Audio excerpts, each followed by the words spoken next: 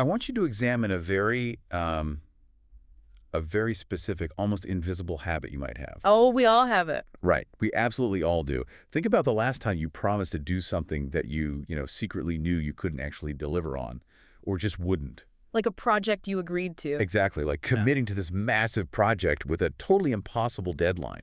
Or, even just agreeing to attend a social event that you were absolutely dreading. Yeah, the classic polite nod. Right. You made the promise, and then almost reflexively you tacked on the phrase, if God wills it. The ultimate escape hatch. The ultimate escape hatch. You built yourself this linguistic out, fully aware that when the commitment inevitably fell through, you wouldn't have to shoulder the blame. You could just point upward. Yeah, you point upward and say, well, it simply wasn't meant to be. It's such a common thing. Yeah. And we are taking that exact cultural phenomenon and running it through a complete intellectual shredder today. It's going to be a fascinating breakdown. It really is.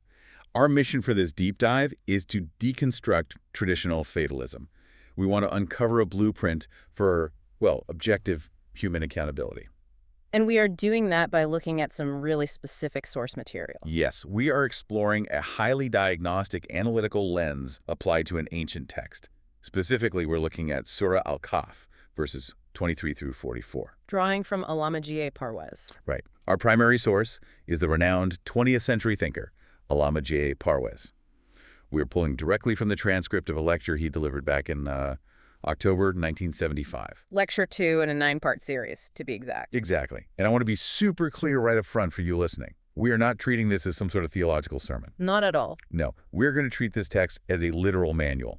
A manual of physics, psychoanalysis, linguistics, and socioeconomics. Because that is exactly how Parwez approaches it in the 1975 lecture. The foundational premise he establishes right away is that human beings are just deeply, deeply addicted to evasion. Addicted to evasion, that's a great way to phrase it. We really are. We construct these elaborate philosophical and, religious frameworks for basically one single purpose, to avoid taking responsibility for our own actions. We just don't want to admit when we mess up. Exactly. And Parwez approaches Surah Al-Kahf not as this collection of mystical spells or comforting platitudes. He reads it as a rigorous system of cause and effect. Which completely flips the traditional reading on its head. It does. He targets that exact cultural phenomenon you just described in the intro, the built-in excuse, the evasion loop, and he dismantles it using the internal logic of the text itself. He begins right with verses 23 and 24. So let's really focus on that evasion loop for a second. Because contemporary culture has essentially weaponized the phrase, Insha'Allah. Which translates to, if God wills. Right, and it basically operates as this polite way to dodge a commitment. Like, we have collectively agreed as a society that if someone uses this phrase, they're officially off the hook. It's the perfect psychological shield. It really is.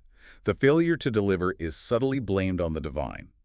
The logic is sort of, hey, I had every intention of finishing that report, but, the universe just didn't align. Therefore, the failure is totally out of my hands. But that is a shield that Parwez just completely shatters. He obliterates it by analyzing the original context and the syntax of the phrase itself. Okay, so how does he break that down? Well, according to his diagnostic reading of verses 23 and 24, stating, a future intent was never meant to be this fatalistic shrug. Like a, hey, we'll see what happens kind of thing. Right. It was never intended to mean, I will try and we will just see what the cosmos randomly decides today. Parwez argues that in its original form, this phrase represented the absolute pinnacle of scientific accountability. Wait, scientific accountability? Yes. It is an acknowledgement that stating a future intent actually requires the precise, calculated fulfillment of objective natural laws, a concept the text refers to as mashiat-e-kudawandi. Okay, I actually need to pause you right there. Because the conventional translation of mashiat-e-kudawandi is almost universally understood as the will of God. Yes, that is the traditional reading. And that is usually interpreted as this whimsical, highly unpredictable force, a deity making momentary, case-by-case decisions. So how on earth does Parwez make the leap from a whimsical divine will to strict scientific accountability? He makes that leap through linguistic consistency across the entire Quranic text. He doesn't just look at one verse in a vacuum. Parwez decodes Mashiach not as a volatile mood or a whim, but as the objective, unchangeable laws of nature. So the actual physical laws of the universe. Exactly, the physics of reality. And to illustrate this, he uses a very grounded, everyday analogy of thermodynamics. Oh, I love this part. the boiling water analogy. Right. Boiling water. Think about it. If you want to boil a pot of water, you cannot simply stare at the pot and hope really hard. You can't just pray for it to boil. No, you need specific physical inputs. It's a system. You need kindling, you need a spark from a match, you need a vessel to hold the water, and you need the fluid itself. So physical inputs are entirely non-negotiable. Completely non-negotiable. You can't just, skip the spark and expect the water to boil just because you really, really want it to, or because you ask the universe nicely. Precisely the point. So according to Parwez's framework, when a person says, Insha'Allah, the water will boil, the actual structural meaning of that phrase is drastically different than how we use it today. What does it actually mean then? It means if I systematically fulfill every single condition required by physical law, if I gather the dry wood, if I strike the match, if I place the fluid in the vessel over the heat, the consequence will inevitably materialize. Wow. So the phrase is actually a binding commitment to the laws of cause and effect. Yes, it means you are swearing fealty to the operational discipline that the universe requires. But hold on. If the phrase is a commitment to operational discipline, what happens when the water doesn't boil? Well, what do people normally say? Under the traditional fatalistic view, you would just say it wasn't written in the stars. You'd say the universe just said no to your boiling water today. And you get to walk away feeling fine. Right. You get to walk away with your ego completely intact because the failure was externalized. It wasn't your fault, it was destiny's fault. But under Parwez's diagnostic lens, if the water fails to boil, the error is entirely an input failure by the human operator. An input failure? Yes. Your wood was wet, you forgot the match. The pot had a crack in it and leaked. The failure rests squarely on human shoulders, not on the whim of a volatile deity. Because the physical laws didn't change. Exactly. The laws of nature performed flawlessly. They did exactly what they always do under those specific conditions. The human being simply failed to align with them. I have to challenge this interpretation a bit, though, because it seems to strip away something fundamental that a lot of people actively seek in religion or spirituality. You mean the supernatural aspect? Yeah. If saying God willing is actually just committing to follow the laws of physics, doesn't that completely remove the whole concept of divine intervention? I mean, people really rely on the idea of a miracle. The idea that the rules can be bent for them. Right. The idea that if they are favored, or if they pray hard enough, the universe will suspend its rules just for them. Is Parwez arguing that true faith leaves literally no room for that kind of magic? He is absolutely arguing exactly that. In fact, he goes a step further. Oh, how so? Parwez views the reliance on magic to bypass natural law as a form of profound ignorance. He actually leans on the term jahalat for this. Jahalat, ignorance. Right.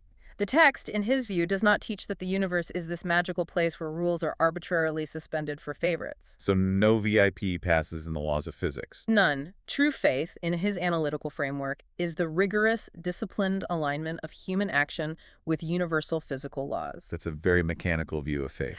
It is. But he argues that the beauty of the system is not in how easily the rules can be broken. The true beauty is in how flawlessly and equitably they operate when they are actually respected. That makes sense. It levels the playing field. Exactly. Historically, shifting the blame to destiny when a human being simply failed to execute the required inputs is just a massive subversion of the text. It is a manufactured escape clause designed entirely to protect the ego from the painful reality of failure. Okay, so if we accept this premise that failure is strictly an input error, and that externalizing the blame is just a cheap ego defense, we have to look at the internal consequences. The psychological fallout. Yeah, because when the pot of water remains cold and the person just flat out refuses to admit they used wet wood, what happens to their mind? There has to be a severe psychological toll for living in a constant state of evasion. A state where you refuse to acknowledge the physical reality of your own actions. Right, you're basically living in a delusion. And the psychological toll for that is immense. Parwez actually addresses this directly by diving into a specific phrase in Ayat 24. Which phrase is that? The phrase is, and remember your sustainer when you forget. Okay.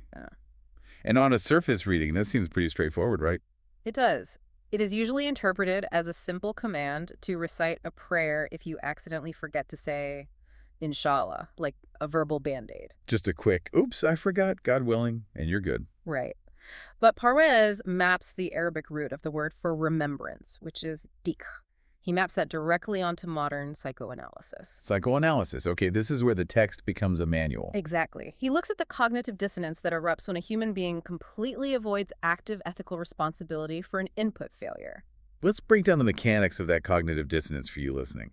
Because when a person messes up, when they fail the project at work, or when they ruin the recipe in the kitchen, their conscious mind usually registers the error on some level, right? Oh, absolutely. They know they cut a corner. They know they used the wet wood. They do know, but admitting it out loud or even fully to themselves requires the ego to accept a deficit. It requires saying, I am flawed, I made a mistake. Which hurts. It hurts a lot. So the individual deploys the fatalistic escape clause. They tell themselves, well, it just wasn't meant to be. The universe had other plans. And what happens when they do that? When they do this, Parwez argues, the realization of the mistake doesn't just vanish into thin air. It is initially suppressed within the conscious mind. Suppressed, so they actively push it away. Yes. The person actively pushes the truth out of their immediate awareness just to avoid the discomfort of accountability. They tell themselves a more comfortable narrative. But suppression takes a lot of mental energy. It's like you are actively holding a beach ball underwater. That's a perfect analogy. And if that realization is ignored long enough and continually blamed on an external concept like destiny, it slips even deeper. Deeper into the mind. Right. It transitions from being actively suppressed in the conscious mind to being entirely repressed into the subconscious. It becomes a blind spot. A complete psychological blind spot. And this is where the true corrosion of the psyche begins. Because the individual has now completely buried the root cause of their failure. Meaning they are mathematically guaranteed to repeat the exact same input error in the future. Yes, because they can't fix a problem they refuse to acknowledge exists. They cannot evolve because they refuse to audit their own actions. I want to apply this to a modern framework so we can really see how damaging this is in practical terms. Let's consider a corporate CEO. Okay, let's use a CEO. Say this CEO oversees a absolutely disastrous product launch. Just a total failure. Deep down, the CEO knows the research and development phase was completely rushed, and the prototype was fundamentally flawed. They know the inputs were bad. Exactly. But facing the board of directors and admitting that failure, that is devastating to their ego and probably their career. So what do? They blame unforeseen macroeconomic conditions. Or a shifting market climate. Right. They blame the business equivalent of destiny. By refusing to audit their own failure, by repressing the reality of the rushed R&D, they ensure that their next product will be built on the exact same flawed foundation. Because they never fixed the root issue. Right. And so Parwez is essentially arguing that the Quran demands an uncompromising, brutal internal audit. An uncompromising internal audit is actually the perfect translation of his concept. Parwez is completely redefining the word dhikr here. He's taking it away from the chanting. Yes. It is not passive chanting. It is not ritualistic repetition of a word. True remembrance, in the psychoanalytical context, is the psychological bravery to drag those systemic failures out of the subconscious blind spot. That sounds exhausting. It is agonizing. It is the agonizing process of bringing the repressed error back into the stark light of the conscious mind. You have to openly admit the input failure. You have to look at it, admit it, and then consciously realign your subsequent actions with natural law. So, going back to the boiling water, it requires looking at the cold pot of water and stating out loud, the water is cold because I failed to gather dry wood. Yes. The failure belongs to me. And therefore, the power to fix it belongs to me. I mean, that is a terrifying level of accountability. Yeah. But it's also incredibly empowering when you really think about it. You are no longer a victim. Exactly. You are no longer a victim of a whimsical universe that just didn't favor you today. You are an operator within a highly logical system. And that empowerment is the very core of Parwez's framework. The text provides a mechanism for active self-correction. You don't just wallow in the mistake. No. When you identify the error, you do not collapse into paralyzing guilt. Guilt is useless here. You just correct the input. In fact, the text explicitly states that this active realignment brings you, quote, closer to the right way. It functions as a self-correcting engine of reason. Beautifully said. An engine of reason. But this naturally forces us to zoom out a bit. Because if the evasion of natural law causes psychological decay and repeated failure within a single individual, what is the consequence when an entire society operates on this evasion? Now you're hitting the crucial pivot in Parwez's lecture. Because individuals aggregate into societies. If an entire civilization represses its systemic failures, externalizes its faults, and actively creates its own arbitrary rules that just completely ignore objective cause and effect, the damage must scale exponentially. It scales to catastrophic level. So how does a society even justify that level of mass evasion to itself? This is where Parwez's linguistic deep dive becomes really explosive, isn't it? It is explosive, because Parwez uses the raw syntax of the Quran to expose exactly how societies mask their structural exploitation. He looks at the language itself. Yes, he focuses on the relationship between two highly specific terms that have been heavily distorted by traditional interpretation over the centuries. Which terms? The term al-hukm, which is found in Ayat 26, and the term al-ibadah, which is found slightly later at the end of the surah in verse 1 and 10. Okay, we need to unpack these terms meticulously, because the traditional translations of these words are just deeply ingrained in the culture. They are the foundation of conventional religious thought. Right. When a modern listener hears the word ibadah, the immediate, almost unavoidable association is blind ritualism.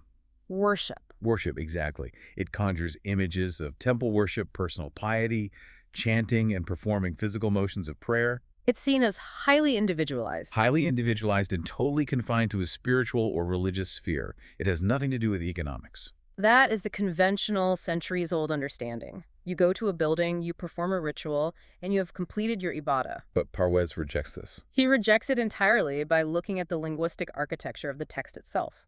Let's begin with the first term, al-hukm, in Ayat 26. What does Ayat 26 actually say? The verse explicitly declares that the divine shares hukm with absolutely no one. Okay. And what is the root meaning of hukm? The root of hukm does not mean a vague, mystical spiritual authority. It translates strictly to legislative power. Legislative power. Right, making laws. Governance. Absolute sovereignty. It is the authority to literally make the rules of a system. So the ultimate, unchallengeable rulemaking authority belongs solely to the objective, universal laws established by the divine. Yes. It is a monopoly on legislation. A total monopoly. Nobody else gets to write the underlying rules of reality. Exactly. Now, Parwez asks his audience to hold on to that strict definition of absolute legislative sovereignty and then apply it to the end of the surah. Verse 110. Right. Verse 110 states that one should associate no partners in the ibadah of their sustainer. And traditionally, how is that translated? Traditionally, it is always translated as, do not worship idols alongside God. Like, don't pray to a statue. But Parwez connects the syntax differently. Yes. He says, look at the logic. If the divine shares legislative power hukm with no one, then ibadah cannot logically be reduced to just ritual prayer in a temple, because that doesn't address the legislative aspect at all. Exactly. Functionally and linguistically, ibadah must mean absolute compliance with that singular legislative framework. Meaning you follow the rules of the system. It means submitting your societal, economic, and political structures to the objective, equitable laws of that universal system. I have to stop you, because the implications of this are just staggering. I want to test this theory against a real-world scenario to make sure I'm wrapping my head around it. Let's do it.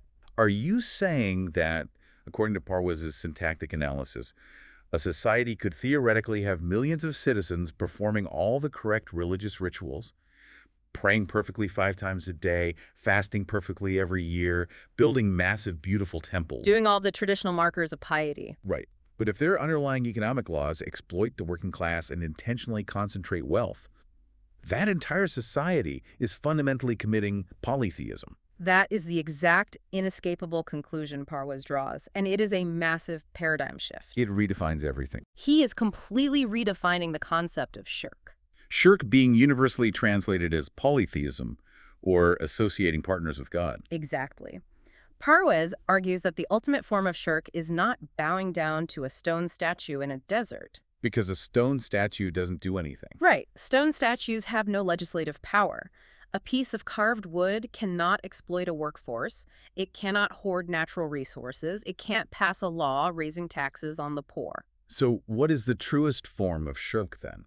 The truest form of structural shirk is bowing to an exploitative economic or political system. Because that system is claiming legislative power. Yes. So if a society passes human-made socioeconomic laws that, say, privatize the water supply or create intentional class divides where a tiny elite hoard all the capital while the laborers literally starve. They're actively usurping the hukum. They are. They are claiming the legislative sovereignty that belongs only to the equitable laws of nature. They have set up a rival legislative framework. They have associated a partner in governance, and that is the true definition of shirk in this framework. This makes so much historical sense, too.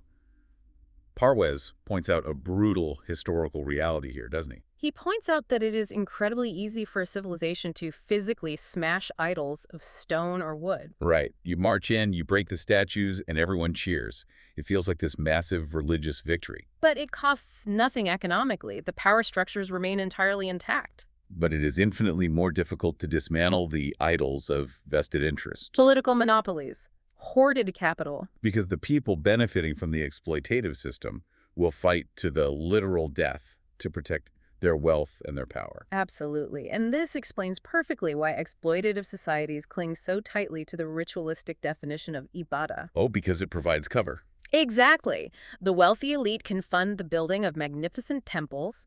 They can participate loudly and publicly in the rituals to secure their image of piety. While simultaneously operating a legislative framework that crushes the poor, the ritual just becomes a smokescreen for the structural shirk. It allows them to feel perfectly righteous while actively violating the actual laws of equity. The empty rituals provide the perfect psychological evasion loop, but on a macro scale. The entire society is fundamentally misaligned with the physics of the universe that we discussed earlier, but they use the veneer of religion to repress that realization. It's the CEO analogy all over again, but applied to a whole nation. Exactly. And Parwez does not just leave this as some abstract linguistic theory.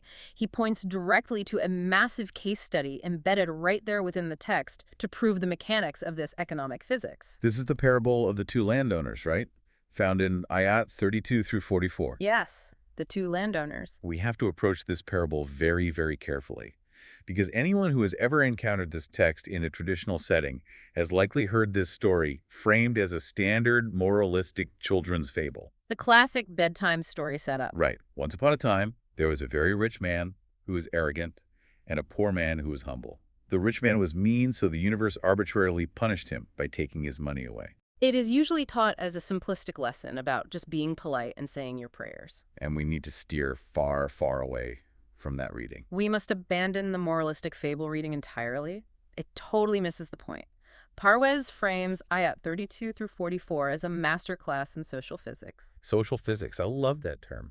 It is a highly analytical breakdown of the mathematical collapse of an exploitative socio-economic system.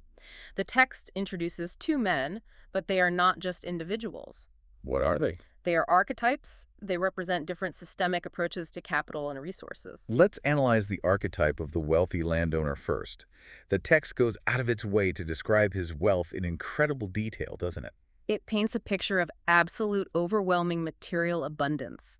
He possesses two magnificent gardens of grapevines, bordered with date palms, with fields of crops between them. And a river engineered to flow directly through the center of it all. Right. It represents a massive, highly successful agricultural infrastructure. It represents a classic case of extractive capitalism or parasitic feudalism. And we must be clear here, because this is a sticking point for a lot of people.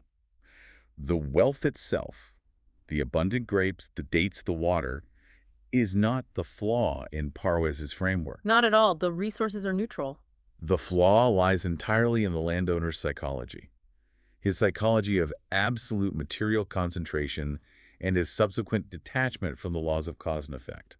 He surveys his massive infrastructure, turns to his companion and declares, "I am greater than you in wealth and mightier in numbers of men." He centers the success entirely on his own inherent superiority. He totally divorces the output from the inputs. He forgets the laborers who actually tend the vines.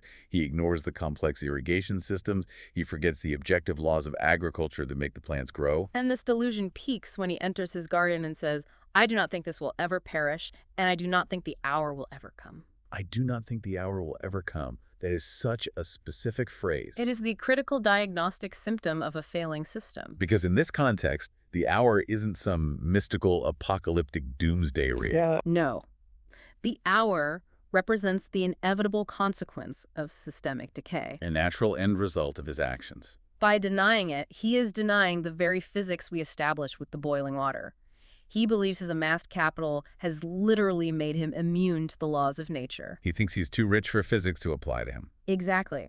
And Parwez argues that this exact psychological detachment leads directly to collapse. Let's trace the mechanics of that collapse, because it's fascinating. When a system detaches from actual labor production, when the wealthy become a purely parasitic class that merely moves capital around, entirely insulated from the physical realities of the working class and the environment, what happens? Operational discipline vanishes. Right. The elite become too busy admiring the gold or counting their wealth to actually maintain the irrigation canals. They extract maximum yield from the soil without ever replenishing the nutrients. The infrastructure begins to rot from neglect. And why? Because the people at the very top truly believe the system is self-sustaining by virtue of their own greatness. They think the machine just runs itself. So when the landowner's gardens are finally destroyed overnight in the parable, it is not a magical curse hurled from the sky by an angry deity. It is the mathematical certainty of the bubble bursting. It is the depleted soil finally failing. It is the neglected dam breaking and washing away the crops. The collapse is the physical, unavoidable consequence of structural shirk. The landowner set up his own arbitrary laws of extraction. He completely ignored the objective laws of sustainability, and the objective laws eventually crushed him. Precisely. You can't cheat the system forever. And Parwez doesn't just leave this in the realm of theory. He grounds this abstract economic model by anchoring it to a brilliant, real-world historical event. This is the part that really brings it all together. He connects the specific imagery used in this parable to the fall of Ctesiphon, Also known as Madain, the capital of the Persian Empire. right? I want to dig into that historical anchor because it validates the theoretical framework so perfectly. How exactly does Parwez link this ancient text to the Persian Empire? He looks at the specific luxury goods mentioned slightly earlier in the source text, specifically in verse 31. Okay, what does verse 31 mention? The text explicitly references asawira, which are heavy gold bracelets, and sundus, which is a type of fine silk. Gold bracelets and silk. Right. And Parwez notes that these were not just generic throwaway terms for wealth. These were the specific, defining, physical luxury goods worn by the elite class of the Persian Empire. So it was like dropping a highly specific brand name to an ancient audience. They knew exactly who wore asawira and sundus. Yes, the Persian Empire was the macro-level, real-world embodiment of the wealthy landowner in the parable. The Persians had concentrated immense, almost unfathomable wealth in Ctesiphon. And they operated on a rigidly exploitative class system where the elite were entirely detached from the laboring class. They were literally weighing themselves down with heavy gold bracelets, while the foundation of their empire rotted from systemic inequality. They had completely lost their operational discipline. They had immense wealth, but zero systemic integrity, and who overthrew this massive entrenched empire. It was the early Muslims. But Paro is very careful here, isn't he? He does not describe them merely as a religious army fueled by mystical fervor. No, not at all. He describes them as disciplined, collective revolutionary workers. Revolutionary workers. These were individuals who had fundamentally rejected structural shirk. They understood that ibadah, true worship, meant strict compliance with equitable laws. So when these revolutionary workers marched into the wildly opulent palaces of Ctesiphon, they faced a massive systemic test. The ultimate test of their integrity. Because if they operated under the standard historical rules of conquest, they would have just hoarded the silk and the gold bracelets for themselves. They would have taken the loot and become the new kings. Right. They would have simply replaced the Persians as the new parasitic elite, starting the exact same cycle of decay all over again. But they refused to let the recovered wealth compromise their systemic integrity. They understood the physics of capital. So what did they do instead? Instead of privatizing the spoils, they systematically recovered these vast resources and placed them directly into the central treasury. The Beit al-Mal. Yes, the Beit al-Mal. The wealth was redistributed to ensure the welfare and stability of the entire society, rather than being concentrated in the hands of a few victorious generals. They audited the system. They absolutely did. They took the hoarded potential energy of the Persian Empire, which was actively acting as a destructive force due to its massive concentration, and they dispersed it according to the objective laws of equity. The Persian Empire fell because it genuinely believed its wealth made it immune to the laws of nature. And the revolutionary workers prevailed because they rigorously aligned their society with objective physical and social laws. It proves, on a grand historical scale, that civilizational survival is not based on the volume of gold you possess. It is based entirely on the systemic integrity of your legislative framework. It all comes down to how a civilization views and actually utilizes its material resources. And this brings Parwez to an overarching concept that really ties everything together. It ties the boiling water, the psychological audit, and the fall of empires all into one neat package. It is the concept of murtafaka. Let's examine murtafaka, because if wealth itself isn't inherently evil, which we established, but the concentration of it destroys empires, we need a functional, working definition of what material resources are actually supposed to be used for. Exactly. And the Arabic root of murtafaka translates roughly to a resting place, a platform, or an armrest. An armrest. Yes. Parwez highlights how the text brilliantly contrasts two distinct types of platforms. It describes the terrible resting place of the exploitative hoarding system as sat murtafaka, And it contrasts this with with the excellent platform of the disciplined, equitable society, which is termed hasunat murtafaka. an armrest. Yeah. That is just a brilliant visual metaphor. It completely alters the relationship a human being has with capital and technology. Because if wealth is an armrest, its entire purpose is purely utility. Its purpose is support. Right. You lean on it. Parwez argues that the material resources of the universe, the gold, the silk, the technology, the agricultural yield, are not the ultimate goal of human existence. They are at the finish line. They are simply mortafaka. Yeah. They are an armrest meant to steady a civilization. They provide a stable material platform meant to elevate human evolution to the next stage. You lean on an armrest to push yourself up out of the chair. You don't worship the armrest itself. Exactly. You use it to stand up. But the wealthy landowner in the parable and the elite of the Persian Empire, they worshipped the armrest. They thought the accumulation of the material itself was the absolute end goal, rather than viewing it as a tool to elevate the society. And when you make the armrest your god, you stop evolving. You just sit in the chair forever. You lose your operational discipline, the wood rots, and the whole chair eventually collapses under your own weight. The collapse is an inevitable law of physics. But this concept of the armrest raises a deeply profound question, and it is the exact tension Parwez uses to close this specific 1975 lecture. It's a great cliffhanger. It really is.